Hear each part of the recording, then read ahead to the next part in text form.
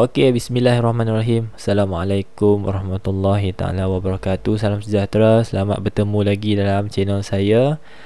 Okey, seperti biasa kita nak teruskan dalam bahagian kedua trial 2022 negeri Kedah. Baik, kita sambung pada soalan 21. Which of the following has largest acceleration? Pecutan paling besar. So kalau kita nak kaitkan pecutan ni, kita boleh kaitkan dengan hukum Newton kedua. Resultant force equals to the product of mass and acceleration. F equals to ma lah kalau in a short sentence kan. Dalam satu bahasa yang mudah selalu awak sebut F sama dengan ma, F sama dengan ma. Okay, yang sebenarnya lebih tepat lagi adalah bukan F, itu adalah resultant force, bukan force sahaja. So daya paduan bukan daya sama dengan jisim darat pecutan. Daya paduan tu daya tu sebenarnya adalah daya paduan. Apa maksud daya paduan? Lebih daripada satu daya, kita nak jadikan dia single force, satu daya. Itu maksud daya paduan. Okey. So daripada sini kita tengok jisim untuk keempat-empat pilihan jawapan adalah sama. Jisim ni sama 2kg, 2kg, 2kg kan. So faktor jisim kita dah constantkan dah. So untuk menghasilkan pecutan yang besar, kita mesti rujuk kepada kes mana yang menghasilkan resultant force paling besar. Okay.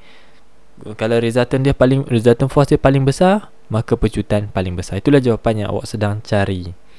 Okey, misalnya soalan A. Soalan pilihan jawapan A kan, 10 Newton dengan 8 Newton arah sama. So bila arah sama kita tambah. So kita dapat 18 Newton. Okey, ataupun negatif 18 lah. Cumanya negatif di situ merujuk kepada kiri. Kalau saya letak tanda negatif, nanti awak confuse pula. Sebab awak ingat, cikgu ni negatif ni positif, mesti positif lebih besar cikgu. Sebab tu saya exclude nilai negatif dalam soalan ni. I only take the positive numbers for the magnitude. Okay, contohnya B pula, 24 kiri, 4 kanan. So 24 tolak 4 lah, arah berbeza kita tolak. Kalau dalam buku teks dia pakai negatif 24 tambah dengan positif 4, awak akan dapat negatif 20. Seperti saya bagi tahu tadi, I'm going to exclude the negative symbol and I'm going to only take the magnitude, the positive magnitude. Okay, sebab nanti awak confuse. Negative only shows the direction. If you get a resultant force in the negative numbers, meaning that it move towards left. Okay, bergerak ke kiri. Alamak, ada tercakap bahasa Inggeris pula. Okay, tapi boleh faham kot lah. Alright, 20. C 15. Tak ada daya lain kan sebelah sana. 15 Newton, 15. Kemudian D 17 Newton. So seperti tadi kita mencari daya paduan yang paling besar, barulah kita dapat pecutan paling besar. So, jelas sekali soalan 21 will give you the answer bola B. Okay. Alright. Kalau saya tengok saya akan bagi senario bila saya ambil a negative number. This one going to be negative, this one also negative, sini positif, sini positif. For those of you yang tak tahu bahawa negatif ni showing the direction of the movement of the 2 kg object, then your answer will not be B. Ni kan puak fikir negatif, okay, negatif 20, kecil lah negative numbers. Mesti D. Salah dah. Okay, so the negative here only shows the direction. You need to choose the one that have the greatest magnitude, okay, without the sign. Next is 22. Diagram shows stationary object, satu objek yang tidak bergerak. Okay, weight 150 Newton, hang onto the wall. Okay, kalau saya dapat je, ada berat dia bagi berat, saya pun akan ambil pensel saya akan Labelkan daya pada raja. Label terus, jangan buang masa. Alamak, kenapa sengit-sengit ni? Sekejap, saya cuba buat selurus mungkin. Mungkin kena perlahan lagi. Okay, better. Lagi sekali. Okay. So W is going down. Right, given that, ada lagi tak maklumat? W is 150 Newton. 150 Newton. Alright. Hang on to the wall with two ropes possessing tension T1 and T2. Dia ada tekanan, dia ada ketegangan T1 dan T2. Bila soalan label, besar kemungkinan kalau soalan label T1, T2, bermaksud kedua-dua tegangan ini, tali ini, nilai T1 dan T2 mempunyai nilai yang berbeza. Kalau dia label TT, okay, T dengan T, maksudnya nilai ketegangannya sama. Alright, ada sudut dekat sini. Soalan tanya, calculate T1. T1 is the one up here. So, awak tengok ada berapa daya yang bertindak ke atas objek ni? Jawapannya ada 3, meaning that you are going to construct a triangle of forces. Awak akan buat segitiga daya. So pertama sekali saya ajar dalam video yang lepas, kita buat berat dulu. Berat ke bawah 150 Newton. Kemudian kita nak ambil mana-mana antara dua daya ni, kita nak buat segitiga, cantum-cantumkan. Okay, saya akan ambil T2 dulu, and then going to put it down here.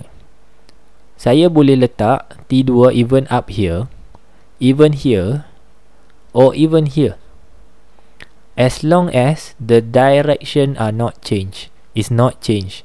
T2 saya tak akan ubah arah. Cuma saya ada pilihan untuk letak di atas ke, kiri ke, kanan ke, tapi arah saya tak ubah. Now, for now, I'm going to choose this direction here. Saya hanya akan pilih ni lah. Okay, I'm going to try to put it here because saya tengok saya punya T1. My T1 position is at an angle in which after this saya boleh cantumkan di sini. There you go. You have your triangle of forces, segitiga daya. Tengok ya. Saya memposisikan T1 dan juga T2 tanpa mengubah arah. Saya cuma position. Saya cabut, cantum, cabut, cantum. W pun sama lah. The weight also is going down. So going down. Okay, as long as awak tak ubah arah dia, then your triangle is done lah. Siap lah tu. Alright, the last part of the triangle that most students are going to forget is the angle here. Sudut ni selalu memang lah, awak kadang-kadang tu seronok kan, excited lah. Oh, aku dah kuasai lah ni. Tapi ada pula terlupa. Sudut ini melekat dengan siapa? Melekat dengan T1. So when you are moving T1, you are going to move the 40 degree also together with T1. So position lah dia dekat sini, 40 degrees. Okay, let me check dalam OBS saya nampak tak? Okay, nampak nasib baik nampak. Yang saya lukis tak nampak. Okay, so in a triangle, in solving T1, awak nak cari T1 ingat awak tengah mencari T1, which is here. So mesti ada sudut dalaman. Tak gunalah awak nak buat trigo kan, nak pakai sin cos tangent, tapi sudut tu sudut luaran, tak guna juga. Jadikan dia sudut dalaman, which is inside here will be 50 degree. 50, 40 jadi 90. Kan ni 90 darjah ni. So the remaining or the angle inside the triangle here is 50. Bolehlah cari T1. Nak pakai kalau awak pakai sin misalnya, sin, saya try dulu try and error. Sin 50, sin is opposite kan? Opposite is T2. Divide by hypotenuse T1, which is salah. Kenapa tak boleh buat macam gini? Kenapa? Because you don't know ataupun don't have any information on T2. So useless. Okay, kalau buat macam ni salah lah. So you might as well use the 150. 150 ni sebelah dengan 50 kan? Sebelah. So kita pakai cos. Okay, we'll be using cos. So cos to the angle of 50 is adjacent, sebelah dia 150, divide by T1, the hypotenuse. So T1 will be equals to 150 divide by cos 50 degree. Tekan calculator. 150 bahagi dengan cos 50. You end up and get your final answer 233.36 Newton. Okay. Lepas dapat T1, then only boleh cari T2. Okay, bolehlah cari T2 tu. Masuklah, cari baliklah. Dah dapat T1 dah, bolehlah pakai sin. Tu pun kalau soalan suruh cari. Alright. 23. Faktor manakah tidak mempengaruhi kekerasan sesuatu spring? Panjang of course, diameter of course, ketebalan of course. Okay, so kedudukan tidak mempengaruhi stiffness. Dia mempengaruhi pemanjangan atau pemampatan atau regangan spring sahaja. Okay, tak mempengaruhi kekerasan spring itu. Sifat dia tu tidak dipengaruhi. Dia hanya mempengaruhi, kalau kedudukan spring ni mempengaruhi X, the compression of the spring. 24. Barometer. Okey, barometer menguji ataupun mengukur tekanan atmosfera. Okey, berapa nilai tekanan atmosfera?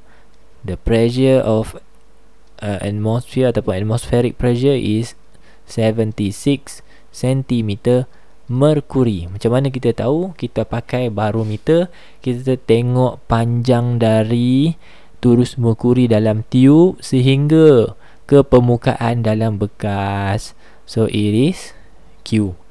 So panjang ni kalau dalam keadaan tekanan atmosfera, okay, awak akan dapat tekanan atmosfera yang normal, dan panjang Q akan jadi sepanjang 76 cm. Kita tak ukur sampai atas tu, kita ukur dari aras merkuri dalam tiub sampai ke permukaan merkuri dalam bekas. So the answer will be B. Moving on. Apabila gas, when a trapped gas in a cylinder is compressed, kita ada satu bekas, kita letak omboh. Omboh tu kita tekan. Kita kompreskan udara di dalam ni. Which physical quantity will change? Yang manakah akan berubah? Adakah bila kita mampatkan laju molekul udara di dalam ni jadi makin laju, adakah dia jadi makin laju? Tak, laju dia masih sama, cuma dia berlanggar lebih kerap. So tenaga kinetik, disebabkan laju dia masih sama, tenaga kinetiknya tak berubah. Jisim lagi tak logik. Takkanlah kita kompres tiba-tiba jisim pula bagi boleh berubah, tiba-tiba jadi kecil pula. Jisim tak berubah. Untuk semua kes atau semua hukum gas, jisim tidak berubah. Right. So nombor 3, berubah. Tekanan akan berubah. Bila kita mampatkan, volume of gas will be reduced.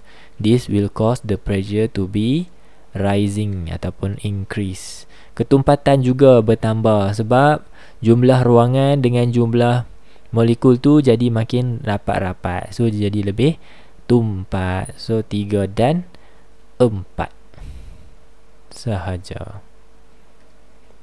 Next, is 26. Diagram shows a hot air balloon floating at constant height. Dekat sini pelajar, bukan ayat yang santai-santai ya soalan buat. Bukan penggubal buat dengan tanpa sebab Soalan bagi a hot air balloon is floating at constant height. Yang ni keyword kepada jawapan awak. Apa maksud constant height? It is neither moving up nor moving down. Faham ke bahasa Inggeris saya? Simple tu kan. Balon udara panas ni tidak naik ke atas, bahkan juga tidak jatuh atau turun ke bawah. Itu maksud je. Dia duduk dekat ketinggian yang sama je sepanjang masa. Kenapa? Sebab ada daya ke atas dan daya yang ke bawah bertindak ke atas hot air balloon ni pada nilai yang sama. Daya atas dengan daya bawah sama, dia akan bergerak pada ketinggian yang sama. Kalau daya atas lebih besar, maka dia akan naik atas. Kalau daya bawah lebih besar, dia akan turun bawah. Macam tu. So the forces here is actually the buoyant force. Force yang menyebabkan dia naik ke atas dipanggil daya apungan. Dan force yang selalu menarik ke bawah, siapa lagi kalau bukan weight. So because of it is floating at constant height, the buoyant force is actually equals to the weight of the hot air balloon. Sama. So constant. Kalau saya kata tadi, kalau dia rise up ataupun accelerate, saya guna bahasa yang lebih tepat lagi lah. Kalau dia accelerate up, maka FB dalam keadaan lebih besar daripada W. If it is accelerate down, it is actually weight that greater than the buoyant force. Tiga keadaan ni selalu soalan pusing. Dia ubahlah soalan macam mana pun, kalau awak kuasai tiga ni, awak boleh jawab dengan senyuman. Okey, 26. Pernyataan manakah yang benar? Jawapannya buoyant force equals to the weight of balloon. Okay, 27 shows a woman is blowing air in the space between two balloons. She found out that the balloon moving closer to each other. Okay, dia tiup. Ni balon, kalau saya boleh lukis mula dalam bentuk 2D. Ni balon pertama, ni balon kedua. Gantung macam tu.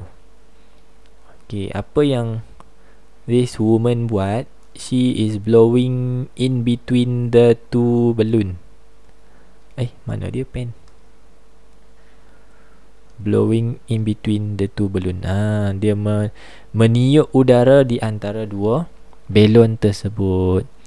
Apa jadi adalah pergerakan udara yang laju di antara dua balon ni, kata prinsip Bernoulli, menyebabkan tekanan di sini menjadi rendah.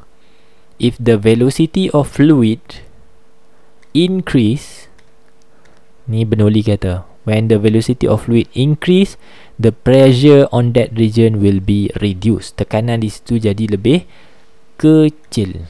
What happened next? Apa berlaku? Apa yang berlaku adalah di sekeliling kawasan kedua-dua balon ini, kiri dan kanannya, sudah pun ada satu bentuk tekanan yang dipanggil tekanan atmosfera.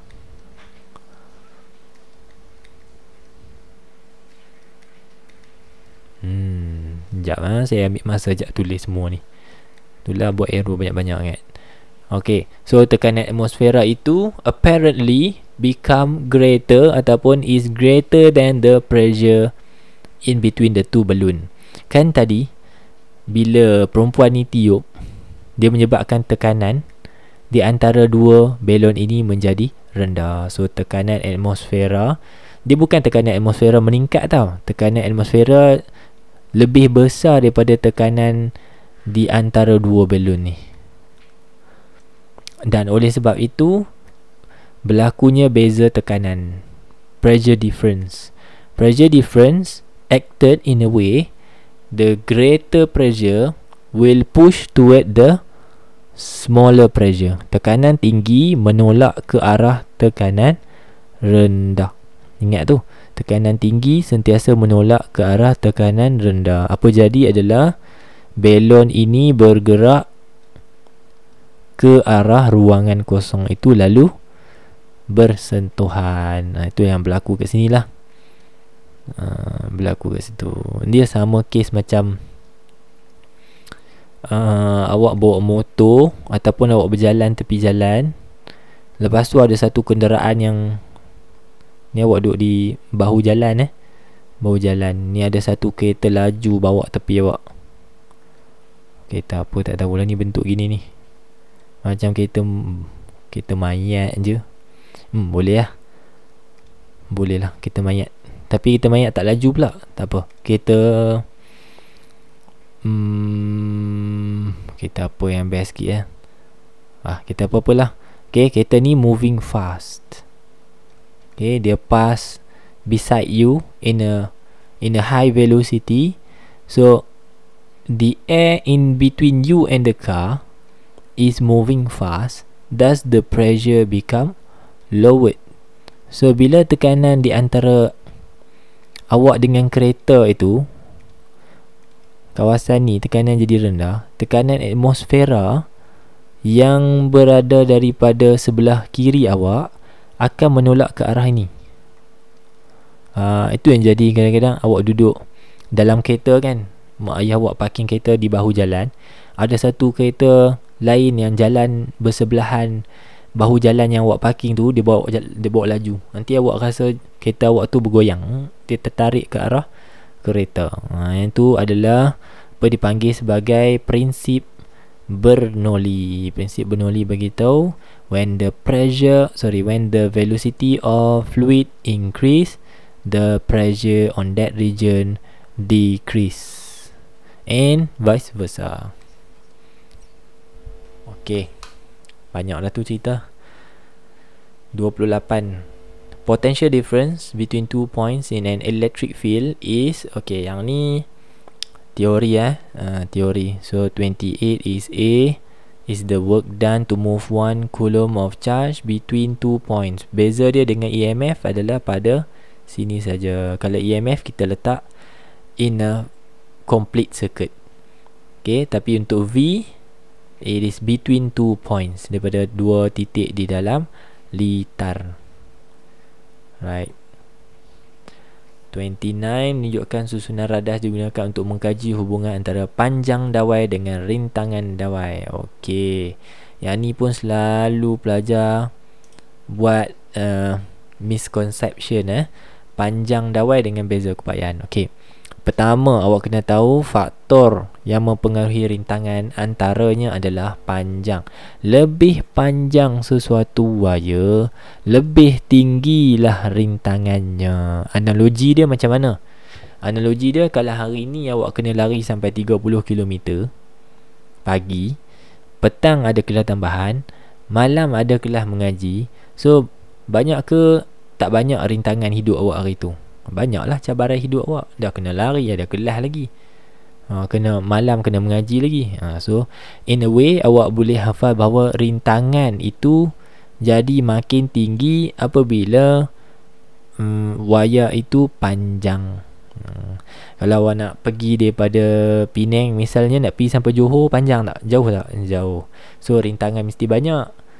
Mestilah ada roadblock ke, ada kena bayar tol ke, tu rintangan banyak.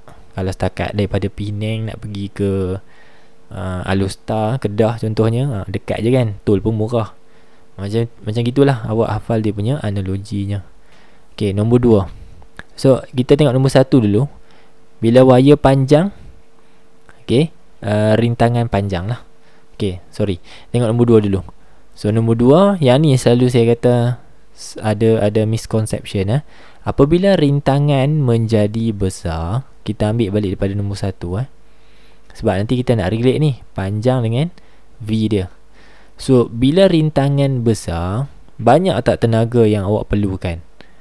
Kalau awak kena berlari sampai 30 km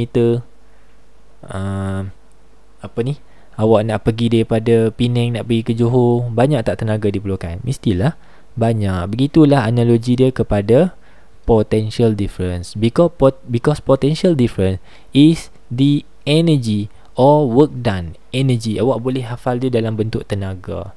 So lebih banyak rintangan, lebih banyak tenaga yang diperlukan. Sini selalu pelajar silap.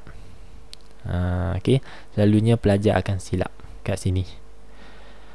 So kita pairkan yang ni lah ni. Kita pairkan panjang dan juga potential difference. So the longer the wire, the higher the potential difference, and vice versa. Dan sebaliknya, kalau wire itu pendek, bermaksud potential difference dia juga rendah. So the answer will be D untuk soalan 29. Okay, tolonglah ingat analogi tadi. Hopefully it is helpful for you, useful. Okay, 30 graf rajah menunjukkan litar digunakan untuk menentukan daya gerak elektrik EMF dan rintangan dalam internal resistance. Okay, betul tak? Betul tak? Betul lah. Cuba tengok sini. Voltmeter duduk kat mana? Duduk dengan bateri. Confirm lah yang ni EMF punya dan internal resistance punya setup. Betul tak ammeter duduk siri? Betul. Okay, kemudian ada rheostat lah untuk adjust the current, amount of current. Okay, soalan tanya apa? Manakah antara graf V melawan I? Allah, makanan ni. Makanan. Okay, soalan begini, makanan ni. Tak akanlah A. A ni Ohm's law. Macam mana saya tahu? Sebab bermula di origin. Dan bila kita cari kecerunan, kita dapat nilai R. Sebab tu V equals to I R. V equals to I R. Ni Ohm's law. Salah.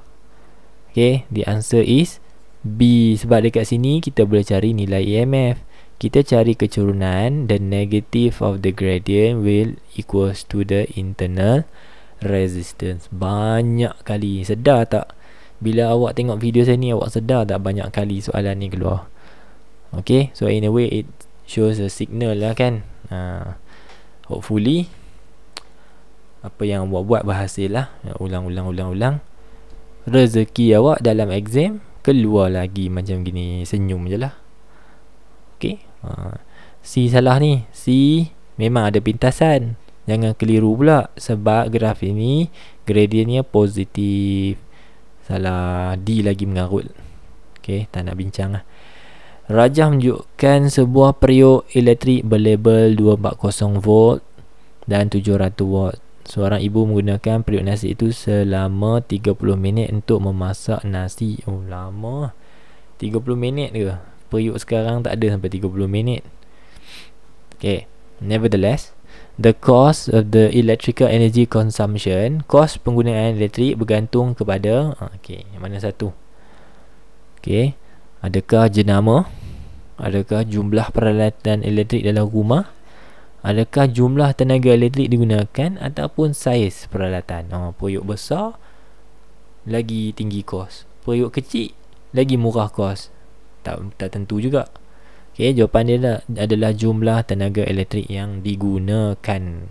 So untuk cari electrical cost, E sama dengan P T. E ni jumlah tenaga elektrik yang digunakan. Okay, B tu hampir-hampir lah. Tapi jumlah peralatan elektrik dalam rumah tidak bermaksud dia digunakan serentak. Allah, terkejut Shopee ni. Tidak semestinya. Contohnya awak ada peti ais, ada mesin basuh, ada hair dryer, ada periuk nasi. Itu tak menyebabkan kos awak meningkat naik. Takkan awak guna 4-4 serentak. Masa awak nak masak nasi, masa tu lah awak nak pakai hair dryer. Masa tu lah awak basuh kain. Tak juga kan? Tidak semestinya. So itu tidak bergantung kepada jumlah peralatan, tetapi jumlah tenaga elektrik. Okay, 32. Rajah menunjukkan sebuah motor arus terus, direct current motor. So we call it motor because it uses uses current. Uses, kita guna arus.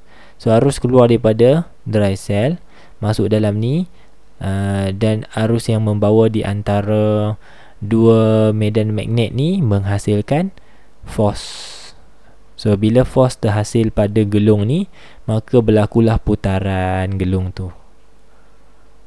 Okay, spinning force ataupun turning effect lah soalan apa yang kita panggil sebagai turning effect. Okay, kesan putaran. Which factor does not affect the rotation? Adakah arus? Arus mempengaruhi. Kerana lebih banyak arus, lebih besar daya yang dihasilkan. Lilitan, jumlah lilitan, adakah mempengaruhi? Jawapannya ya. Jumlah lilitan lagi banyak kita lilit, lagi banyak daya yang kita hasilkan. Kekutuban, tidak. Kekutuban tidak. Kekuatan ya.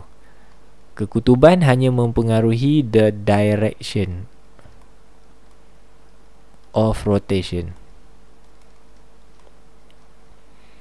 Misalnya dalam keadaan ni, kejap saya tentukan. Okey, arus belah kanan sana south. Okey, ini kita hasilkan force ke bawah, yang ini kita hasilkan force ke atas.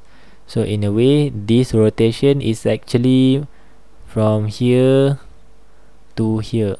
So the clockwise rotation. Okey, untuk kedudukan north kiri, south kanan, kita hasilkan clockwise. But if you change the kekutuban, kekutuban, the polarity bahasa Inggeris dia, the magnet polarity, kita ubah south kat sini, north kat sini.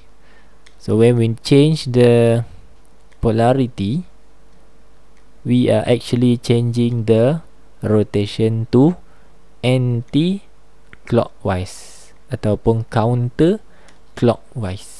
Itu maksud dia. So, tak mempengaruhi laju ke tak laju. Okey, dia pada kelajuan yang sama, cuma mempengaruhi arah putaran sahaja.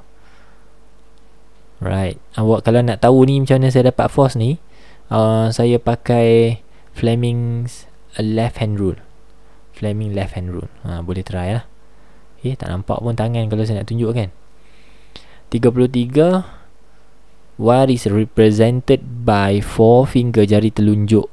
Jari telunjuk dalam Fleming right hand rule. Kalau right hand rule ke left hand rule ke, selagi dia jari tunjuk, itu adalah arah medan magnet, sentiasa menunjukkan ke arah south, selatan.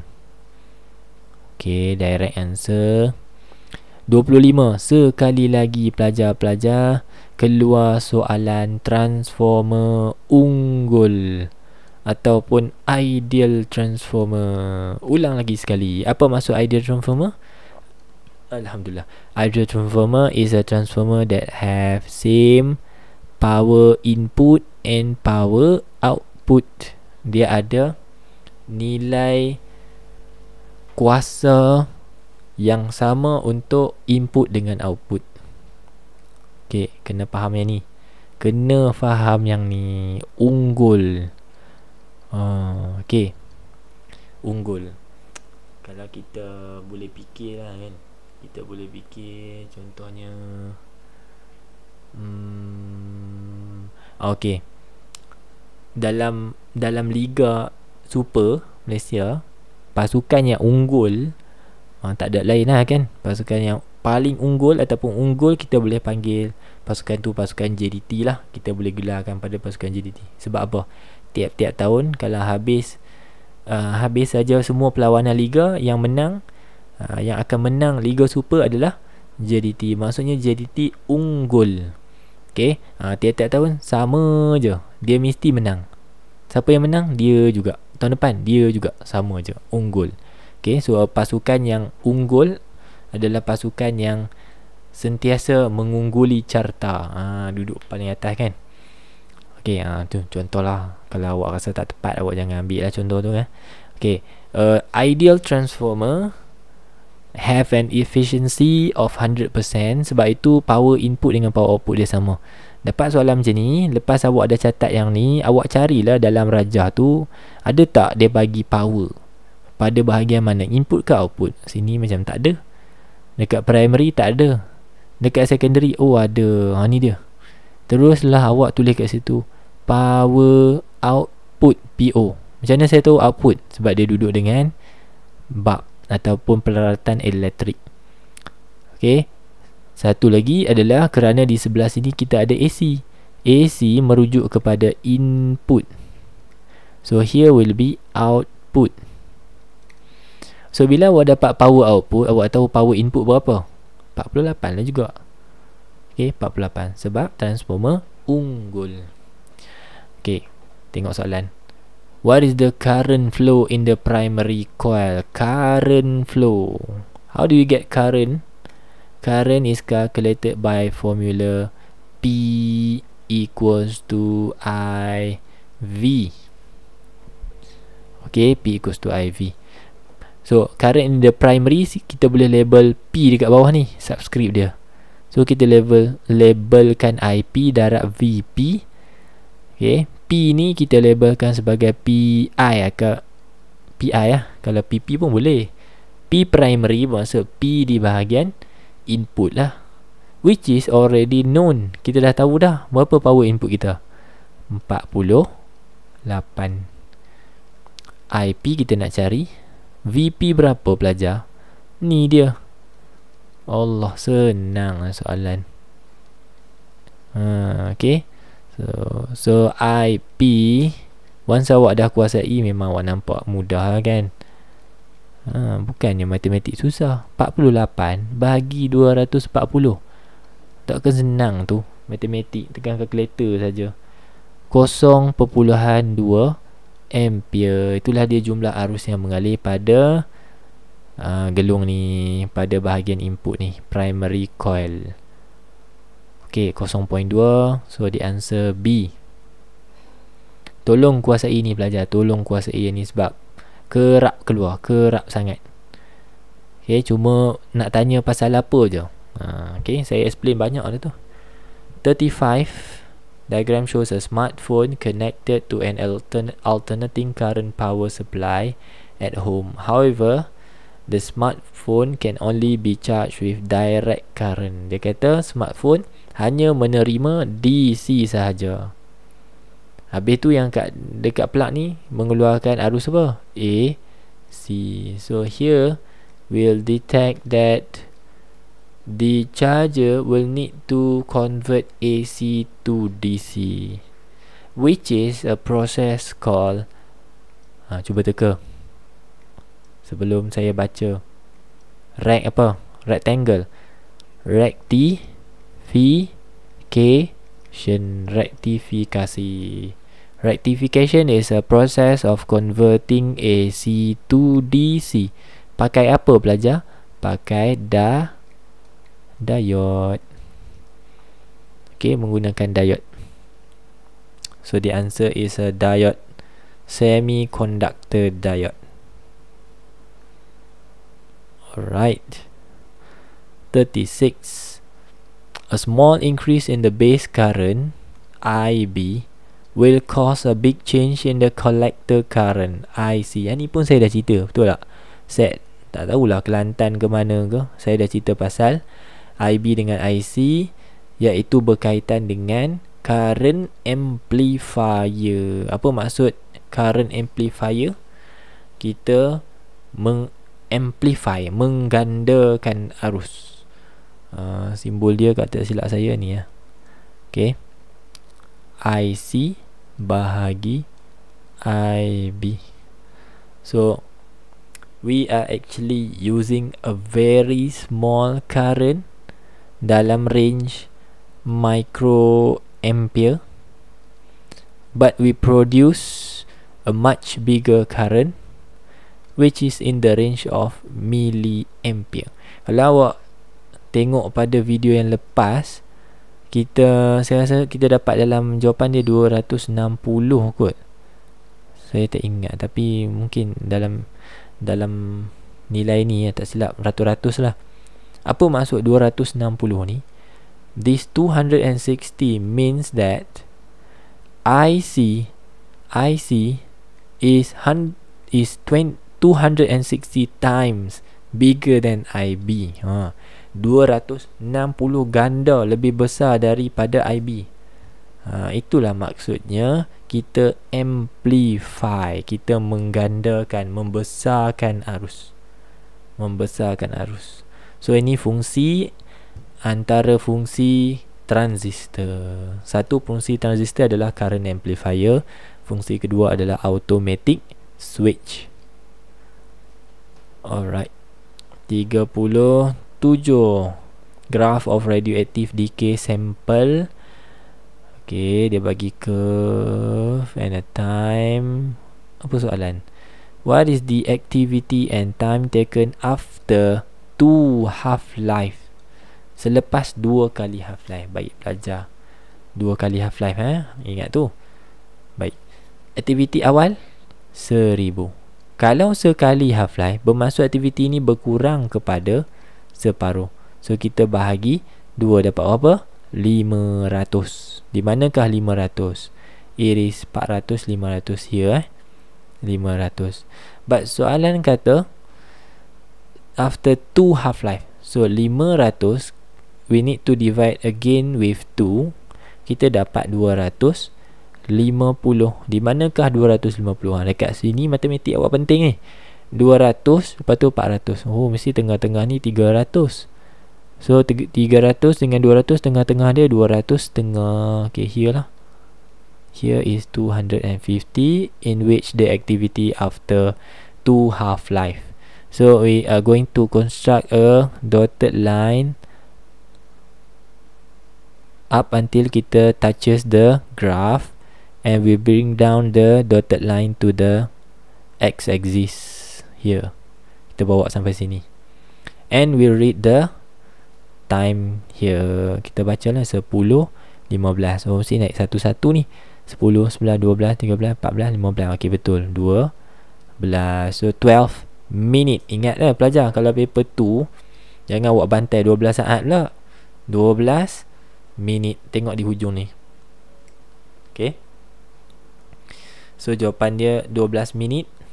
Dan half-life selepas 2 kali aktiviti selepas 2 kali half-life adalah 250. Kat sini pengganggu yang baik ni 11 ni. Kalau awak tak pandai baca nombor pada graf pun masalah juga tu. Okay, 38. In the nuclear reaction, nuclear energy E can be calculated by using equation equals to mc square. What is m? Allah, apakah maksud m? M adalah cacat jisim, the mass defect. Direct answer, cacat jisim.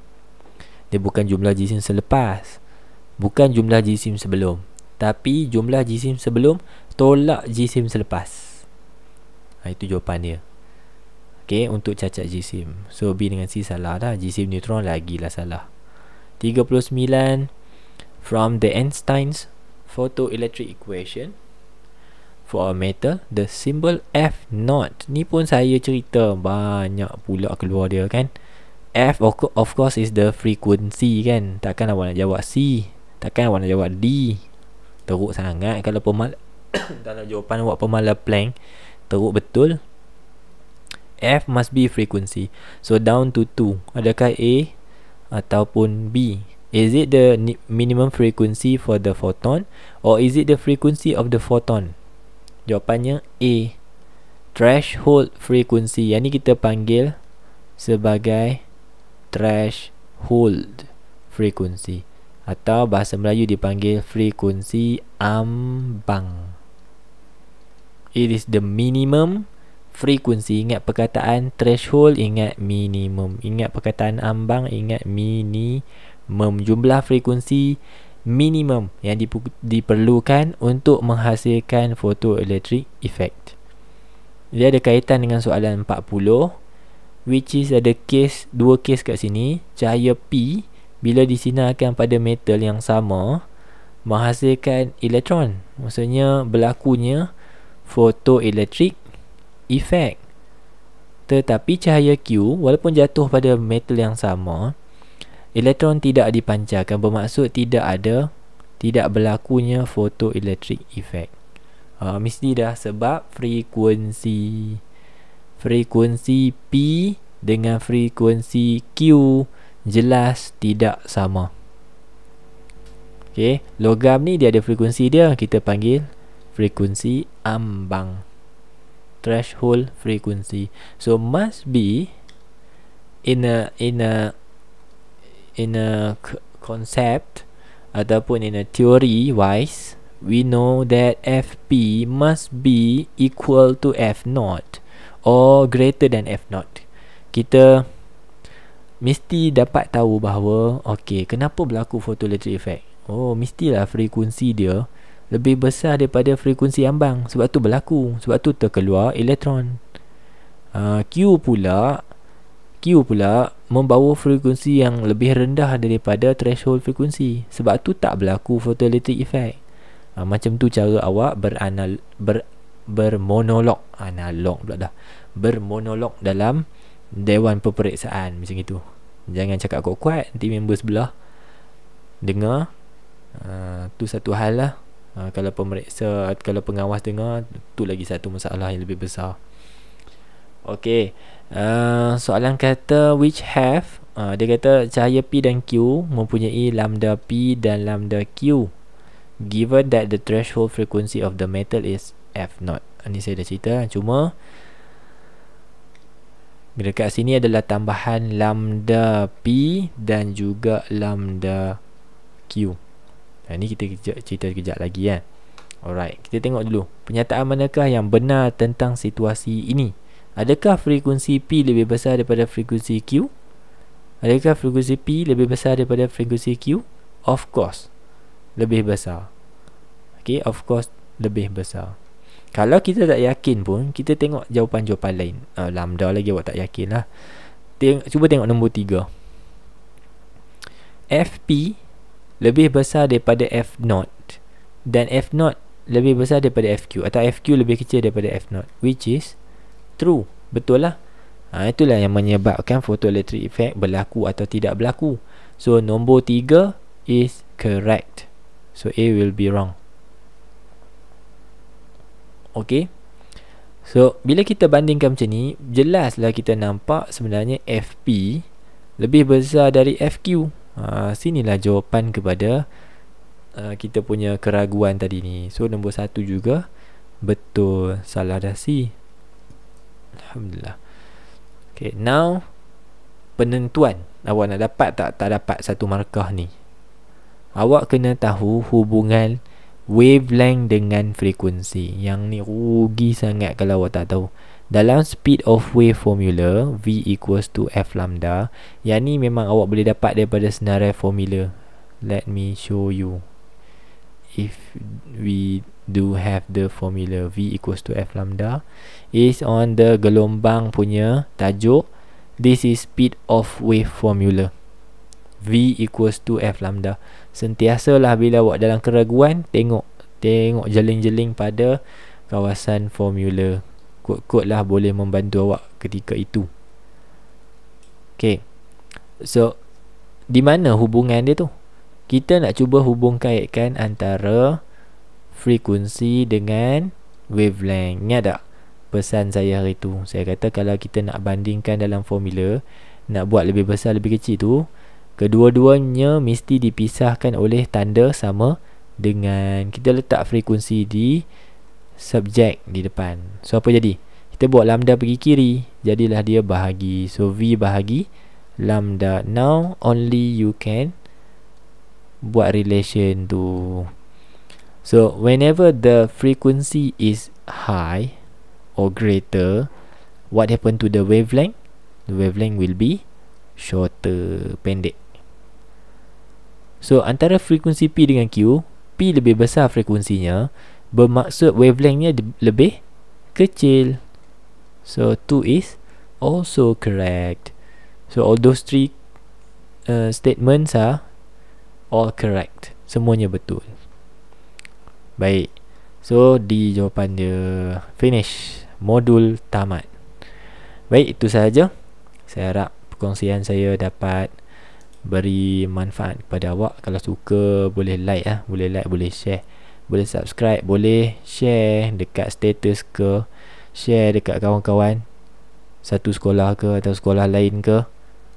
Okey, tapi apa yang lebih penting, insyaAllah saya harap boleh menghasilkan lebih ramai pelajar yang akan sambung dalam bidang STEM. Lebih ramai lagi akan ambil bidang-bidang kritikal. Lebih ramai lagi akan buat degree dalam fizik, bekerja dalam bidang fizik. Okey, ataupun sekurang-kurangnya berjaya mengambil ilmu ini menggunakan pada jalan yang baik, jadi manusia yang baik. Okey, good luck, all the best. Jangan down. Okey, jangan give up. Teruskan berusaha. SPM dah dekat. Jumpa lagi. Terima kasih. Assalamualaikum. Bye.